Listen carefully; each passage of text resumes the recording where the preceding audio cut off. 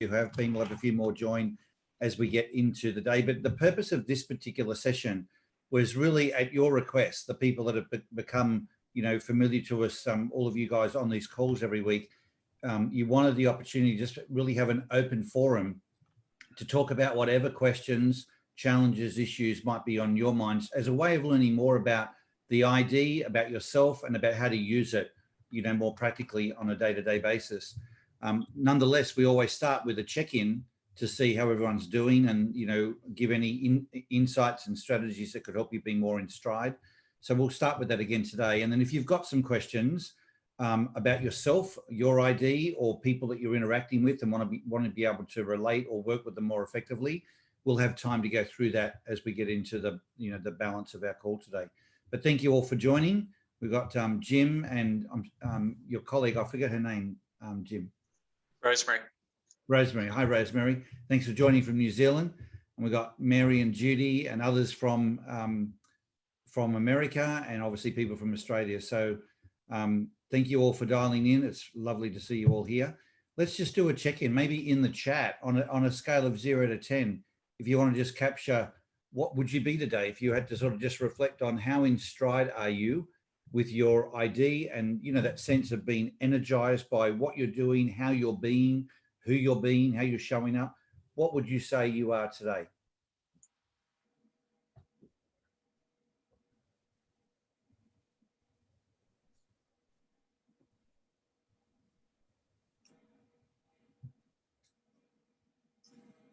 There's some good responses there. 9s, 10 from Judy, very consistent, Judy. Susie's a 9.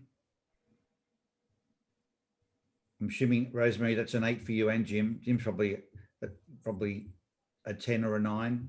You'd be right up there, Jim. I can see it in your face.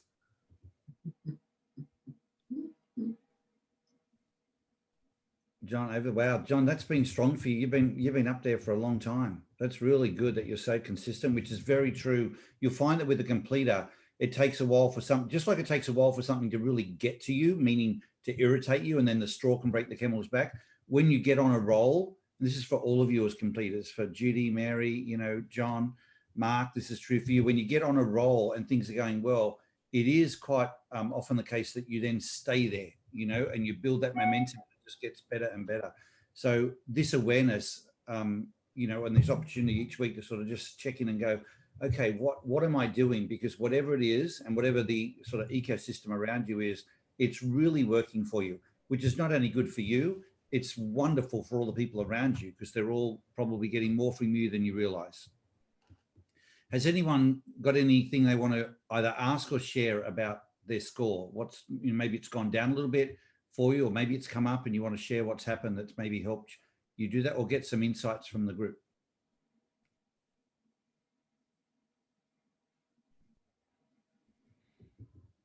Talk. I've spent 20 years building my intellectual property and getting it through to published books, as you know. And of course, with the coronavirus and the shutdown, lockdowns and all that, meant that I had to change my business to a digital one. And we've put Rosemary and I have put our first video out, video blog, where we talk extensively about instinctive drives and the benefits to it. And we're getting some reasonable feedback. And we're across Instagram as well as LinkedIn and Facebook. Thank you. Thanks for doing that, and thanks for sharing it. Well, that's why I've got a good score, because it's only taken 20 years to get here. Yeah, the overnight success. Exactly. And Rosemary's taken how many years at university? 3.5. 3.5 to be able to find a medium that you can, find a subject you can get her teeth into. Yeah. Oh, well, at least you found it, Rosemary. Susan, what about for you? Your score's gone down a little bit, I think. Is there anything you want to share or get from the group? Yes, I'd like some help with the idea of selling in terms of my ID and how I can best feel confident about doing it, like selling it into an organization in terms of, the ID package, that type of thing. I just find that get a couple of, you know, like different kinds of comments, and then it just holds me back. So I'd just like to know what's the natural way for my ID to sell, which would be 4538. What's the conversation in your head that you're having about selling? Conversation. I don't know. I just kind of lose my confidence when it comes to taking it into organizations. And I think having a really, like, to perhaps get it all set up as have a good package that I can sort of say, okay, this is what it is, and go in, and then make the contacts again. I did actually do it many years ago, and I've kind of gone down a path and then found myself sort of stuck here again. So I just wondered, in terms of excuse me, in terms of talent, for the ID, what do I need to focus on to make that happen? So it's a great question. Let's come back to it. I can see we could easily get distracted if we get into that now. Let's just plug sure. those one of our, we'll start with that when we get into our main discussion today, but that's a great, I think not only helpful to you, probably help a lot of people if we have that conversation. So thank you for raising thanks. that. Thank you for being honest. Okay. Yeah. Anyone else got anything I'd like to share about what's happening for them and their score? But just two related questions, Paul. For Susan, for the further discussion later, have you worked inside corporations previously in any fashion? And secondly, what do you do, Paul, when you meet somebody that you haven't talked to since 1996, and there's so many connections, and you wonder what his ID is, his, HIS, because you feel very attracted to him now? You're asking for a friend, Judy? I am. I am. Yes, I am. We'll come back to that. Great. Great. You have a really rosy complexion today, Paul. Oh, it's all the sun I've had, Judy. Oh, this is good. I want to go. I'll see you later. I'm going out in the sun. There you go. There you go. Right. Anybody else?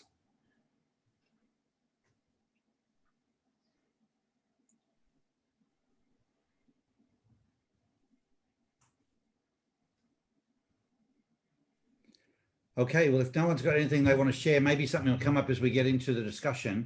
So just think through if there's a particular topic on your mind or something, a nuance about your own ID and why you're doing some of the things you do, why you're reacting maybe, that you might, and you want to get some clarity on that. Let's talk that through. But let's start with the point that you were just talking to, Susan, about selling with your particular ID. So what I would start with, and I'll open this up so that everyone can sort of share as well. Selling is an interesting one because, there's so many different ways to sell. And when you consider, I've worked a lot with organizations, but they'll say things like, can you come in and assess our top salespeople and then assess our bottom salespeople? Because they're looking for a common denominator, and they mean it from the point of view of ID, like are our best salespeople verifiers or improvisers or whatever. And when you analyze, financial advisors, real estate people, medical salespeople, what you find is there's all different IDs amongst the best people. So it's not ID per se, it's something different. And part of it is that there's different ways to sell. There's people that sell because they're really, good with the small talk, and they've got the gift of the gab, as people say. And there's people who are really good as what they say, well, I'm not really selling, I'm just problem solving, and I go in and I listen. And because I listen, I build trust and I build a relationship, and then something might eventuate. There's various ways to skin that cat. And so it's about finding the way that works for you. But when you look at it through the lens of a 4538, so your particular ID, it's all about confidence. Confidence is everything. When you feel confident, you can feel invincible.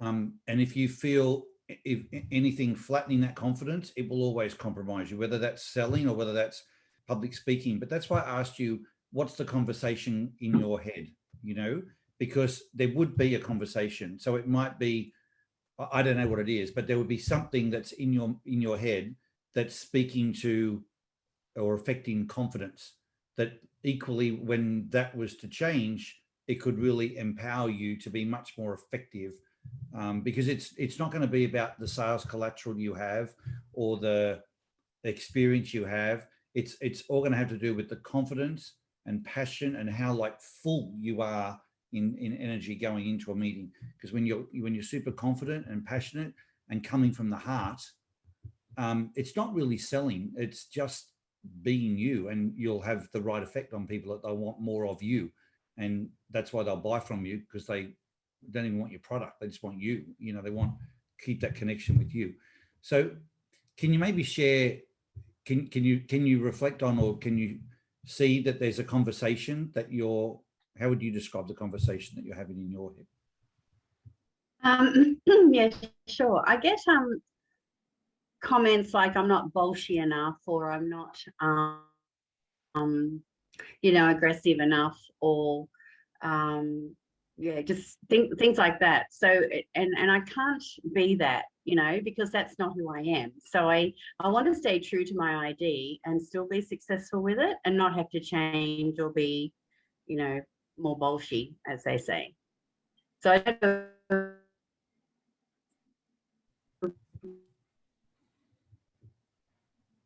We've just lost you. Saying there, whether the confidence piece would mean if I want to, so whether the confidence, got me again? Yep. Whether the confidence piece is me being just so confident that I appear more bolshy. So I'm just not sure. Yeah.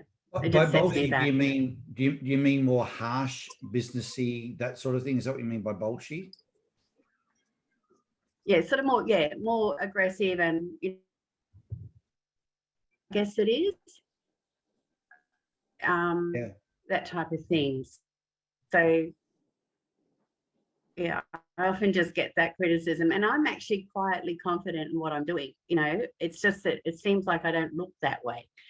So I'm just trying to work out how can I best use my ID and still be successful with that piece, even if I feel quietly confident about what I'm doing. Like one-to-one and small groups, I'm fine. So I just trying to translate it into stepping into an organization. Yeah. Well, I mean, you're in the business of helping people, and you can see from your whole demeanor, it's not going to be you. You're not going to be successful going down that path, and nor would you want to. I don't think it's your nature to want to go, or your style, I should say, to go in that direction. But if you think about drawing on your strengths, I would suggest one of your greatest strengths is your ability to read people and connect with people and say things to them that are out of the box that they're not expecting, and get them into that type of conversation. I think if you put your focus on that, so you're not even trying to sell, you're just trying to have a conversation to help them shift and create the breakthrough. Your idea is all about creating breakthroughs. And if you put that as your focus, how confident are you about creating breakthroughs for people? Very. Yeah, I love that. That's my passion. Yeah. And so maybe if you put that as your central theme, like, so say you were talking to someone you're trying to sell, and you were to say to them, so what's the breakthrough you're trying to have for yourself, for your team, for your business? What's the breakthrough? Because that's what I focus on. Let's talk about that. You will be as everything as you need to be. You'll be as aggressive and as soft, and because all of you will show up to help achieve that breakthrough. If you just have one trigger, I think that's what you need. But I would think maybe the concept of being the breakthrough catalyst is, and if you do feel a confidence about that would really work for you. It's simple, it's universal, and I think everyone is looking to have some type of breakthrough at some point. They may not be aware of what it is straight away, but with a little bit of guidance from you, they'll probably figure it out really quickly. Okay. All right. Okay. I guess I have, sort of looked at all these different sales processes and ways of selling, and listened to how people do all this. And I feel like I've kind of done this whole full circle, and I've just come back and I've thought, it's still not me. yeah, still not me. So thank you for that. I'll yeah, just regroup myself and figure that out. Catherine, you were going to share something? Oh, please, because I'm so passionate about this. Just about all my professional life, I've heard people say, oh, I don't want to be salesy. And, you know, it's fundamental. I think all the people represented here live in a more or less free enterprise economy, and nothing happens until somebody sells something. No one gets paid, no taxes are gathered, and no hospitals, roads, or, you know, it's all about transaction. And they can be purely passive, but not often. There's usually some effort involved. And I guess I was taught to sell by a guy with a 95% closing rate in life insurance. And he was the most unbolshy man you have ever met in your life. His name was Paul Terry, and he was from WA. So for me, what works, and I'm 3429, so I kind of follow your line. For me, what works is I'm wondering, because I would never tell until they asked me to tell them. And then when they've asked me to tell them, I can get as excited as I just am, but they want me to. It's, what's the term? Demand pull, not supply push. So for me, and yeah, my programs are the best programs, of course, which is build a great relationship. So they want to hear from you, establish their needs, wants, and goals, which is, as Paul said, what's the breakthrough you're looking for? You know, if there was a magic wand, what would it do, etc. And then the S is suggest the best solution, which will meet their needs, wants, and goals psychologically, as well as logically, and then take a commitment. So it's easy when you know what they want and when they're begging you to tell them the answer. But it has to be that way around for someone who cares, to be in that caring, questioning, help me understand, the Columbo thing, you know, help me understand what do you think's in the way? What don't you understand around your people? You know, what frustrates you in their behavior? Like, you've done a training and yet some of them respond and some don't. Have you noticed that or not? And if you have, why do you think that is? And it just opens the door and the pathway for you to be the problem solver and the helper and the carer. And, you know, by then you probably also know what kind of budget they're willing to apply. And if not, you have to persuade them to share some parameters with you. But it can be really easy and joyful when you've asked the questions and you're just there to help them solve it. For me, it's about service. And I think good selling is great service, and good service is good selling. Thanks, Catherine. Thank you. Jose, you put your hand up. Is there something you want to share? Yeah, I'm sorry, my video is not working. So anyway, about 30 years ago, I had an experience where I was working as a lab, the scientist in the lab and the person operating a wastewater treatment plant. I was only 20 odd years old, and I had all management telling me that I should be, you know, really hard on the operators. I should be almost literally kicking their butts every day to keep the operations going, and that I had no future in management if I didn't take on their approach to basically bullying people around. Now, 30 odd years ago, that was normal. That was par for the course. That was what was expected. Even our parents bullied us into doing stuff. I mean, that was just right through the whole society. But it didn't sit well with me. And I actually felt, when they said that, I felt like I was less than a human, because there must be something wrong with me. I don't agree with this approach. I don't feel comfortable with doing it this way. but I chose to persevere with doing it my own way and ignored their very good sound advice that came from years of experience. And I just approached it exactly the way that Catherine said. What is the, how can I best help you? How can I best serve you? Both the management and the operators and the people that answered to me. And I worked with them. And although I ended up getting the sack from that job because I wasn't compliant to the way management wanted it run, I found that to be really satisfying because everyone around me enjoyed working with me. Now then later on, I end up in another job working in another area, and I had the weird experience of, because I'm working in a science engineering field, I could work out what the right answer was. I could work out what the science said, but that was of no value if I couldn't sell it. If I couldn't convince the people around me that this was fact, that this is real, that this is not an idea that I've had or dreamt up, and that their passionately held views that the world should be this way was not going to change the fact that gravity works this way, mass works that way, and it ain't gonna work. And that's when I discovered that selling is the most important part of science. Getting people to understand, getting their buy-in is the most important part of engineering. Because if you can't convince them that it has to be done this way, they're going to build it the wrong way and hurt someone and break something and waste a lot of money. And so naturally we have to develop this selling skill. So perhaps either one of two things are working here.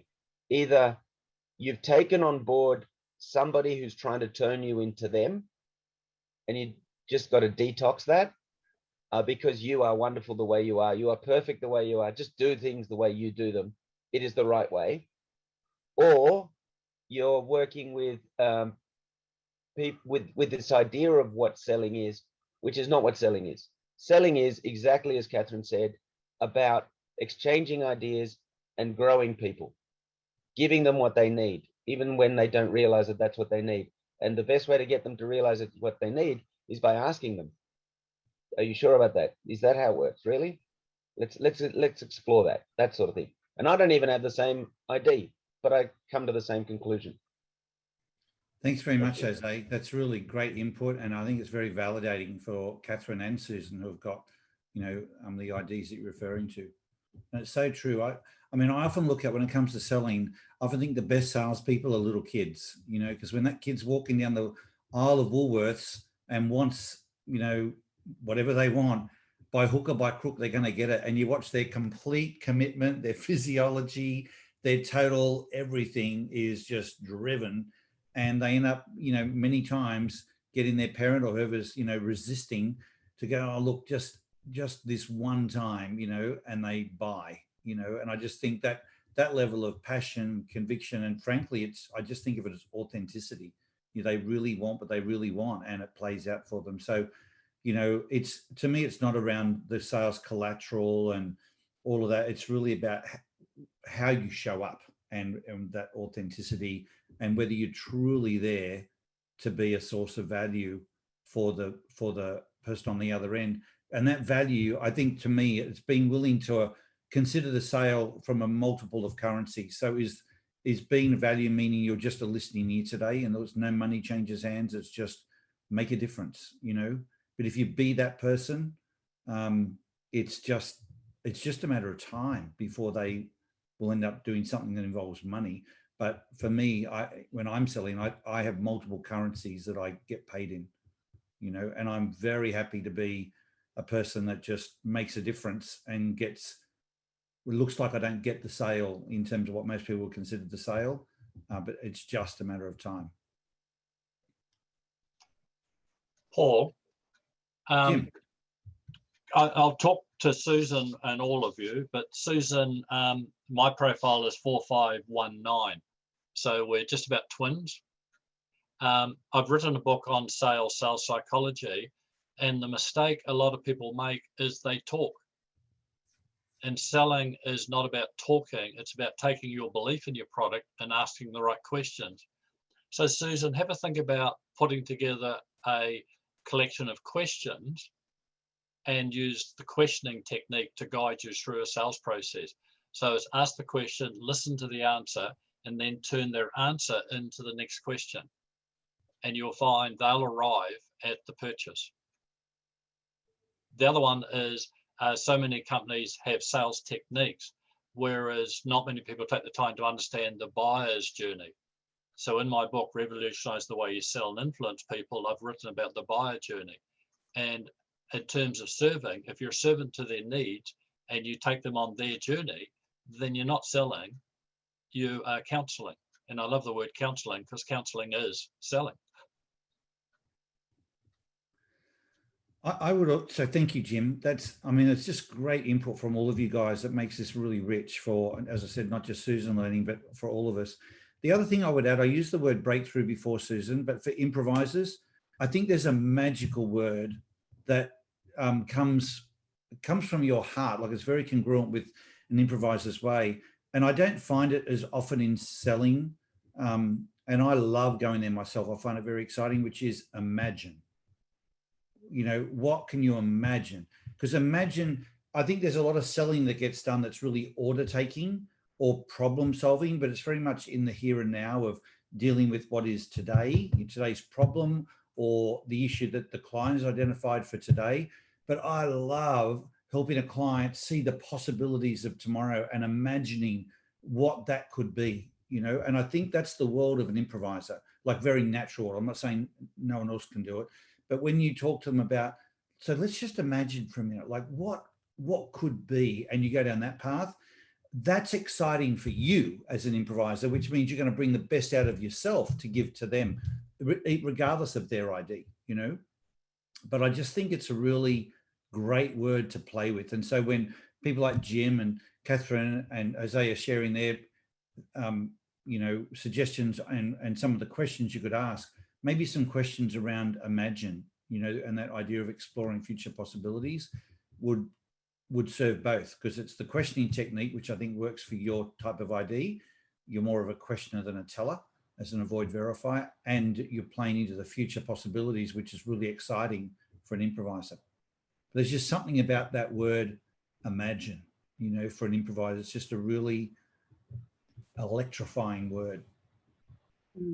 Yes, it's interesting actually, just when Jim spoke about the different kinds of sales processes as well. I think what's happened is I've kind of just lost myself along the way trying to do all these set processes that people are recommending. And so this has been really valuable for me just to come back to who I am, being in the world with this.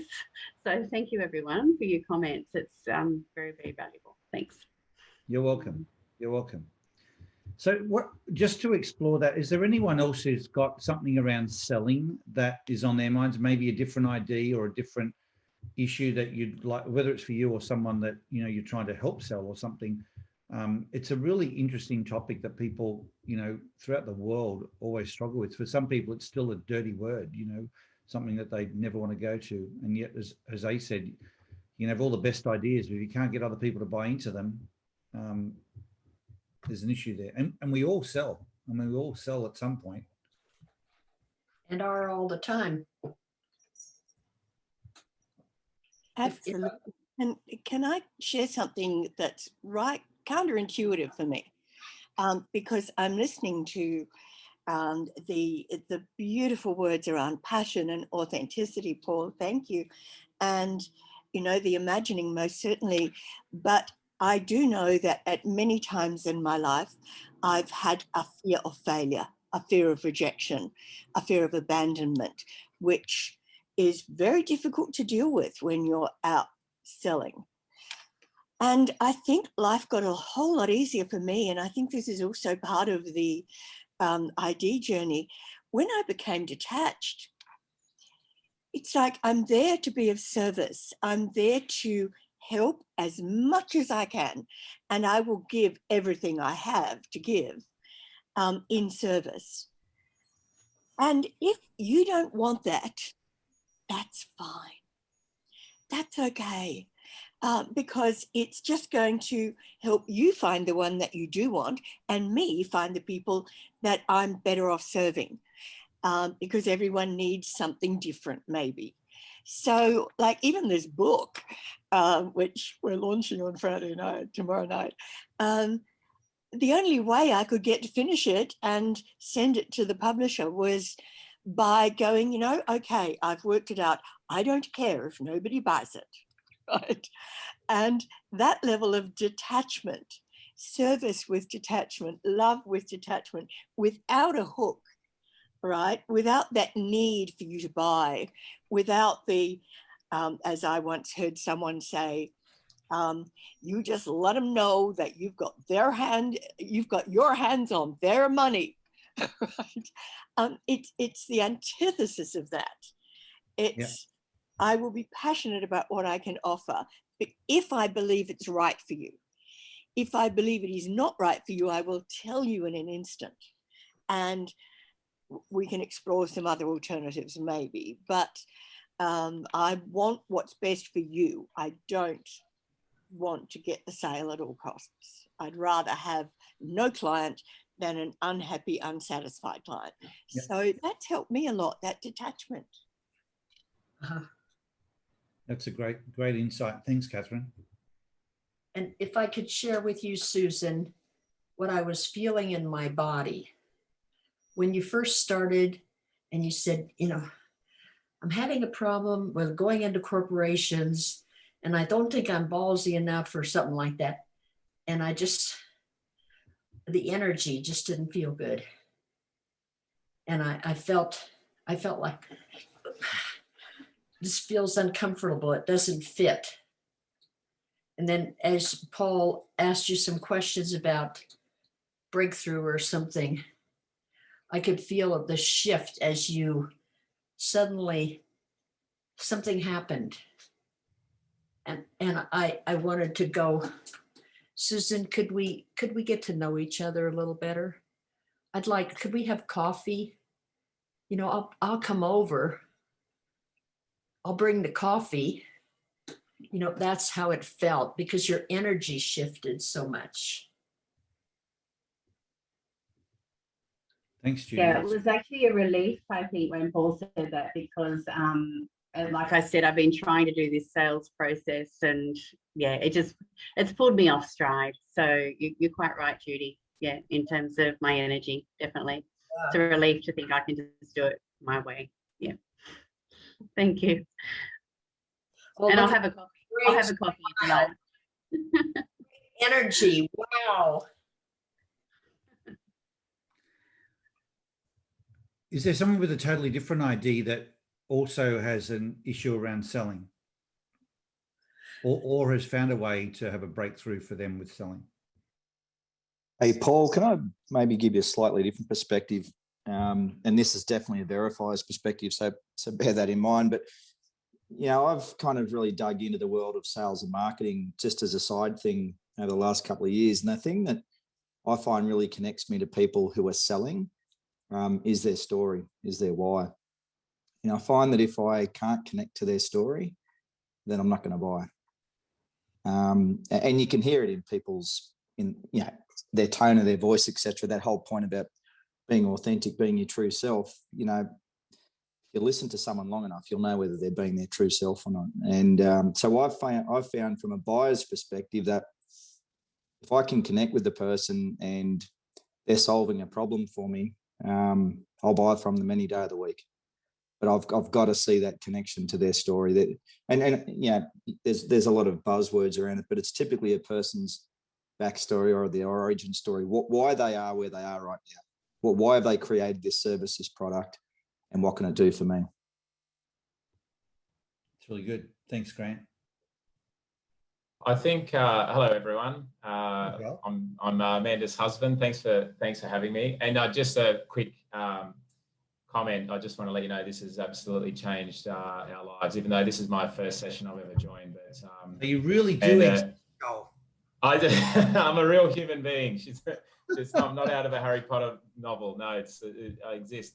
But no, I just want to let you know we've done a session with Ian, and Amanda's honestly just changed her whole outlook on life just based off ID. So I really appreciate everything you've done, Paul and Ian, and these groups. But so I think from my perspective, we run a mortgage broking business, and one of the, and I totally agree with what Catherine was saying about selling things to people that they need. One of the sayings that I hate more than anything is when people say, I can sell ice to Eskimos, because then you're sort of going, well, so you're saying you sell things to people that don't need, you know, and I think that's, as a salesperson, that's why being a salesperson, it's such a dirty word, because you link it to, you know, trying to convince something to do something that they don't want to do.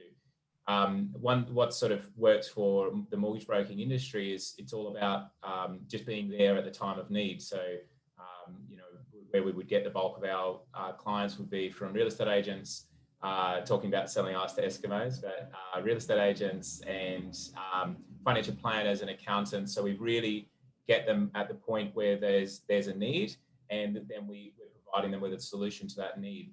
And I think that if they don't have the need, or you can't see a genuine need for what it is that you're selling or offering, then, like Catherine was saying, I think you move on to someone else that does, instead of sort of wasting your time trying to convince someone to do something that they don't want to do. And what's really worked for me is that I speak to someone, I show them everything that I can do, you know, improvise, try to wow them, and then I say, just want to let you know I'm here if and when you need me. And I don't have any.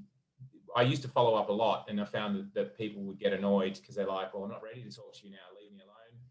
So now I just say, here's everything. This is now up to you to come back to me when you're ready. And the ones that come back to me are really, really keen, really love what we do. And the ones we don't, we just don't really even hear about them. But that's, we found our volume, in terms of sales, has actually gone up with that approach rather than down. So. But gone up, and with the type of clients that you'd prefer to have anyway, right? Because they're coming. Yeah. It's so good to have you on the call. The worst part about Zoom, though, is on my screen, you're over here in one corner and Amanda's over here in the other corner. It'd be nice if you both together, you know.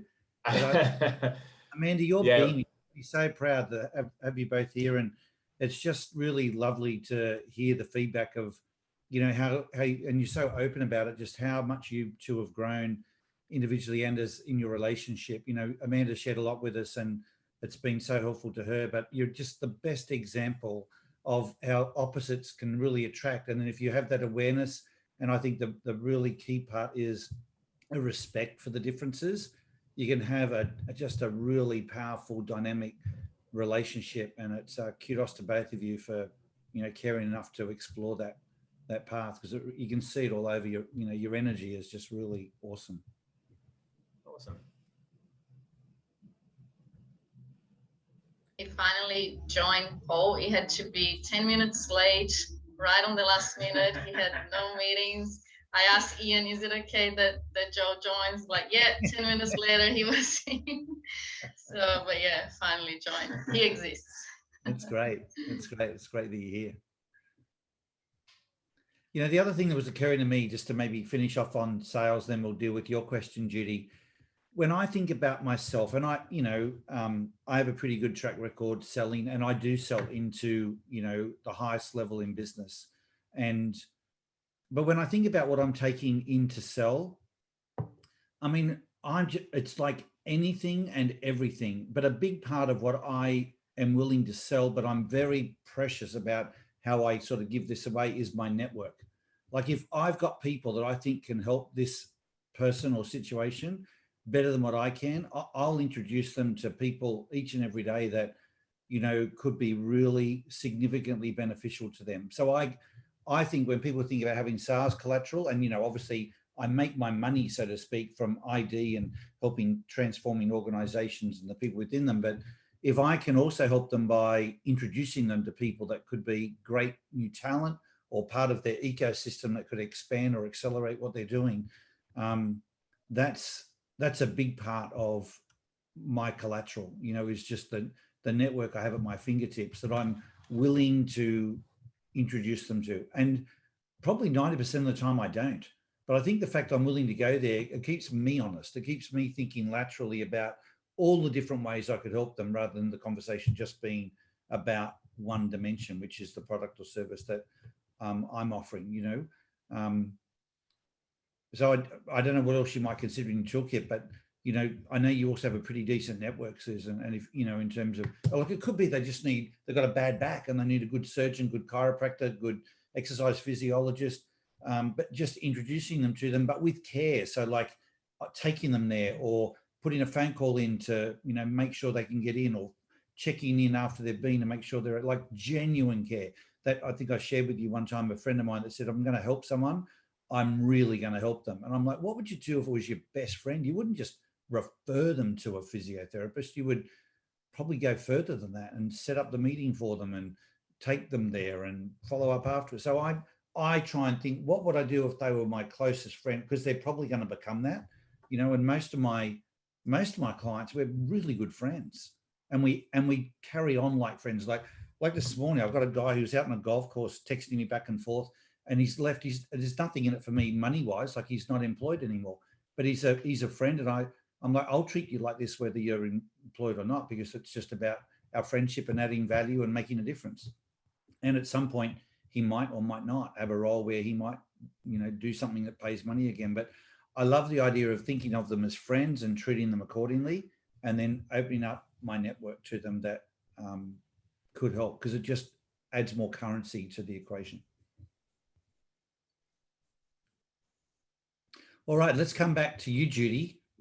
So maybe, I think everyone was pretty much on the call, but just to reiterate, you've got somebody that you've met that you'd like them to do their ID, but you want to know how to introduce it to them. Is that the essence, or have I missed it? No. Okay. What's, you state the question. I'm wondering what this person's ID is. That's correct. And I would like to tell them, but we go way back to 1994 when both of us were enrolled in Coach U. Yep. And it was just barely, there was 100 people, you know, so I enrolled in September, and by November I was teaching the listening class, and he was teaching a class, and he said two things that have stuck with me ever since then. And that's 27 years ago. I've never forgotten them. The coaching is complete when it leaves your mouth, he said. And the other thing was about building a practice. We had a formula then about building a practice, and we were whining, oh, nobody's gonna love me. They don't have any money. Oh. And he said, how many people are they in the world? We finally came to the conclusion there's 7 billion people in the world. Huh? Do you suppose out of 7 billion, you could? Okay, I found this on the web. Shh. That's funny when your phone says, I've got an answer for you, and you didn't ask him a question. Yeah. But anyway, so he said, do you suppose you could find 40 people out of 7 billion? Oh, well, that's a whole different ballgame. So I've used that. I've told clients that, all that kind of thing. So Jordan, who's been on these webinars, he's my client. He's enrolled in Coach U. And I told him these things, and he's telling, you know, he's hearing the same thing from his teachers. So he decides he's going to call this guy. We won't name him in case. Confidential. Anyway, and so, you know, he's talking to him, and he mentions that I'm his coach. And this person says, nice lady. So then Jordan says to me, well, did you know that his wife just recently passed away? And I said, no, I didn't, because, and I knew her too. She was also a coach. And so he said, I'm sure he'd like to hear from you. I had, you know, I respected the guy, but I haven't talked to him since 1996, probably. Never would have occurred to me. So I called him last week and left a message, and he called me back the other day. We had an hour and a half conversation that was so precious. and we're both in NSA. We're both in the ICF, and there's millions of connections, and this is the type of gentleman I've dreamed about. I've had 3 husbands who really were not proficient at listening and asking questions and being present. And here's this person who just flows, and it's beautiful. Oh man. Wow. I wonder what his idea is. Oh. And that's where I am today. So Judy, what's your question of the group? What would you like to get insight from the group? I think anything you would say, I probably am not feeling very confident right now, Susan, about I don't know about really saying to him anything, whatever. He mentioned that his wife was all about the past and now, and he's about now and the future. And I said, that's me. I'm about now and the future. Okay. And he said, I'm moving on. And she always used to fix casseroles. And so I haven't had any casseroles appear on my porch yet. So I thought about sending him a card with a picture of a casserole in it and saying, if we could just talk and find out more about each other, is there a possibility that I might be your casserole? So I really don't know. I'm in a place that I haven't been in before, like I have been. And where I am now is so spectacular, and I'm so happier than I've ever been in my life.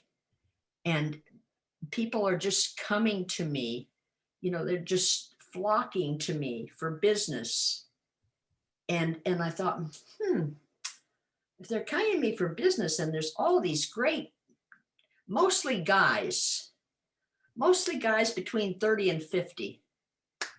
And those are the kind of guys that I've always attracted and had the most fun with and all that. And well, I wonder if there's a guy who I could be with. I just wondered about that.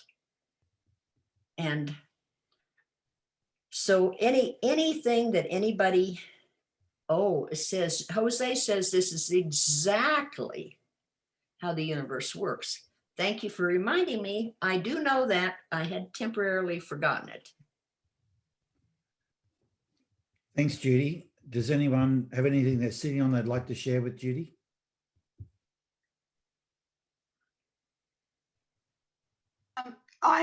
Sorry, excuse me for not having the camera too. I had just put in the chat, I'm wondering sort of, Judy, what sort of plan you might need to go forward in contact with him. Mm-hmm. I'm wondering if starting to think through some of that might help. Mm-hmm. Mm-hmm. And thank you, John. Sounds like a match to me. Well, that's how I feel. And it's never been this kind of a match before. So I'm thinking, holy cow, watch out for what you wish for, because you shall get it. And so I'm going to send a card, because I just learned about this, and I'm going to, because somebody that's been married for 55 years, it might take a little longer than 2 months of grieving. And so I want to respect that and send a card and tell him I'm very sorry about his loss. And hey, then Judy, can I ask you, what would you do if you were coming from a place of courage and confidence, and you knew that he was dying to hear from you? What would you do? Would you send a card? I would send a card. You would send a card? Mm-hmm. Mm-hmm. What else would you do? Send the casserole card, because it almost seemed like he was saying, and I haven't had any casseroles And we had all these, you know, connections. And then the final one yesterday, when I went on his Facebook page and I saw he's been having doing a newsletter for since he started his practice before Coach U. And so I noticed he was quoting the Course in Miracles, which is what I have studied since 1979. I said,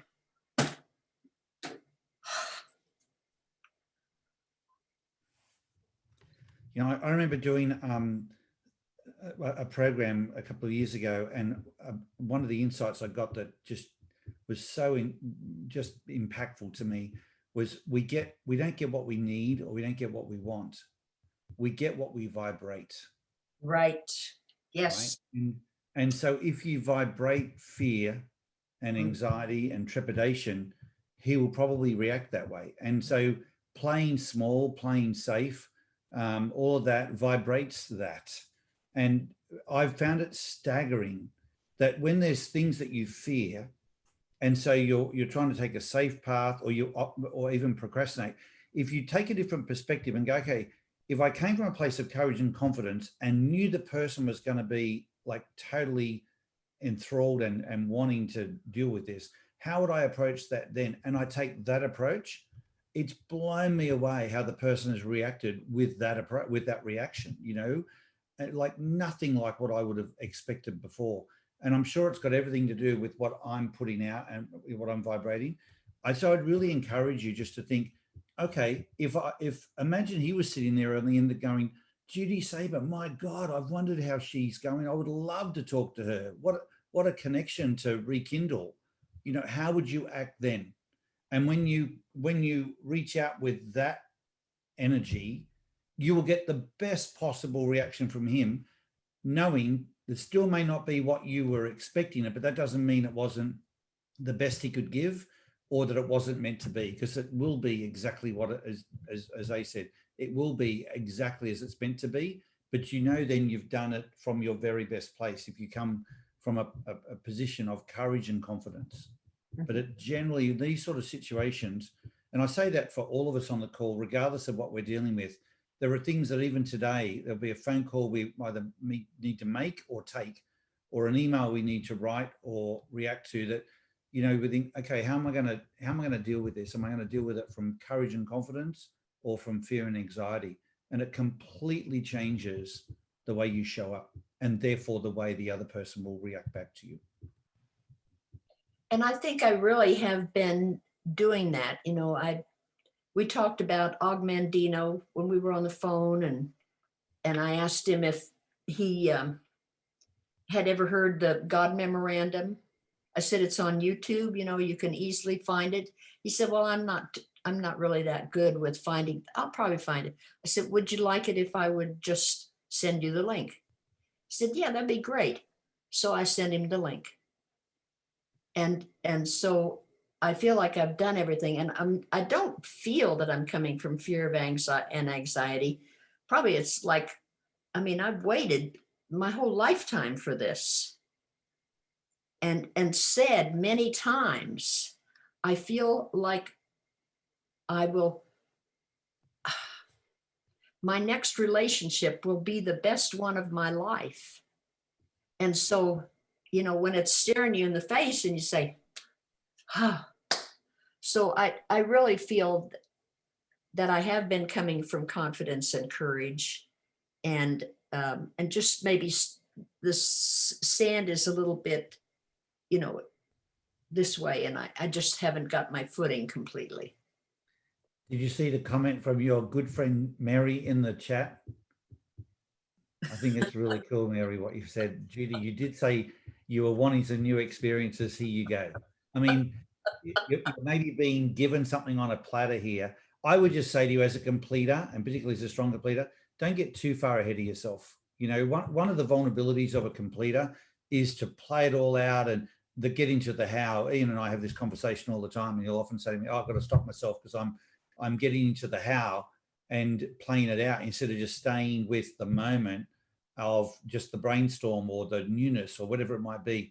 So just be careful of getting too far ahead of yourself, and just stay with where you're at today, and more the point where he's at.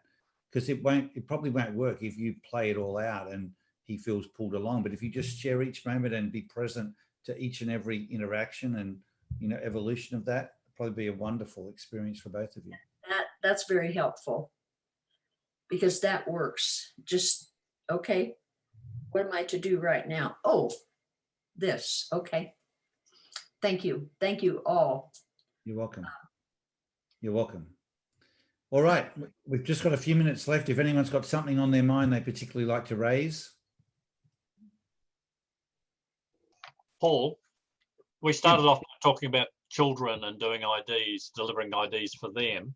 I've had an interesting exercise. I've just finished doing IDs for two 19-year-old identical twins. Yep. And always wondered at the time of the egg split, what happens to the ID? What did you experience with these two? Were their IDs the same? Yes and no. So one of them is 7562, Bailey. Yep. Yep. And he's gone down a path of hands-on engineering. Yep. And then the other one, Jaden, is 6373, and he's gone into accountancy. Yep. Yeah, so they're not wildly different. You know, they're not the same, obviously, but I have seen identical twins. In fact, I don't know whether Tracy's on the call, and she's a twin as well. I don't know if there's anyone else on the call who's a twin and has had experience with their twin, or, you know, someone they know where they know the IDs where they are similar and different. Trace, can you hear us to comment? You're on mute, just so you know. Okay, sorry. Hi. So my twin and I are fraternal. She's 3557 and I'm 4728. So we have some similarities and differences. And I have identical twins. One is 3827 and the other is searching. So we're still figuring out. They're 14, but I think she's probably like 7626. So very similar, but some differences as well.